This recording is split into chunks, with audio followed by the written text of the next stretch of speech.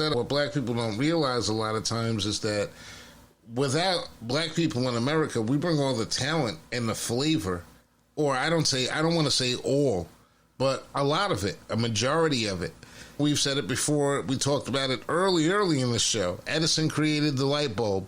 Latimer created the filament. Who really created the light bulb? Right. You know, it doesn't work without the filament, but we give Edison the credit for the light bulb. And there were lots of other things. I was telling this brother, and he's a cool dude. And the thing is, though, his family is like they're South American, Guyanese. And you know the difference between, we went to school with people who come over from Africa, black people come over from different regions of the world and would come to Washington, D.C. And they have a different perspective of what's happened because they don't have that historical perspective.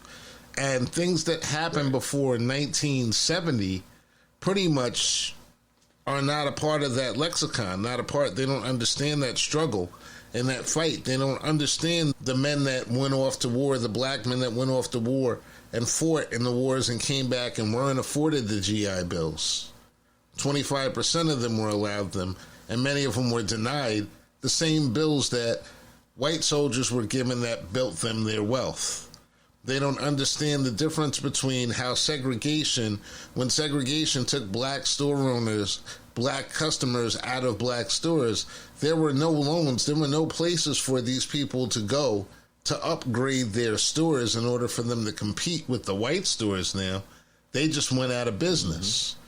You know, and these are the farm bills that we see that are given to these people all the time. There's just like there's a complete devaluing and lack of understanding of context when it comes to all of these things. And the Kyrie Irving conversation is about context to me. It's about all these it's about the fact that they can say anything they want about us, and we're supposed to take it and be okay with it.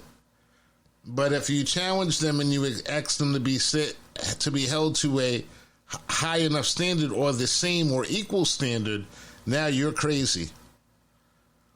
Now you're the actual problem because you're actually making demands for your self-respect and for your agency.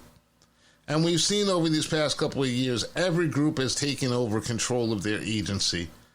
And black men are still like fighting just to get heard in these situations.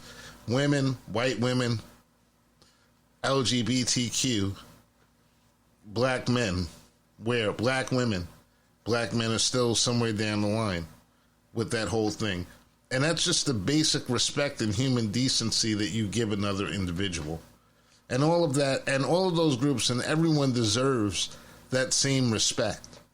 But you can't get that respect until you understand that everyone